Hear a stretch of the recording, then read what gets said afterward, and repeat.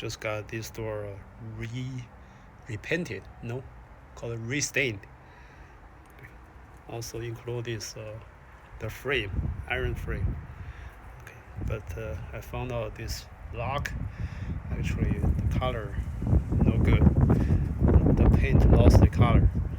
Okay, I found out the easy way. If you don't want to repaint it, just use WD-40.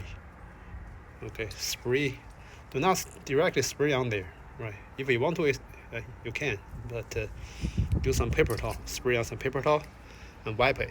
Okay, and they will restore some paint or color.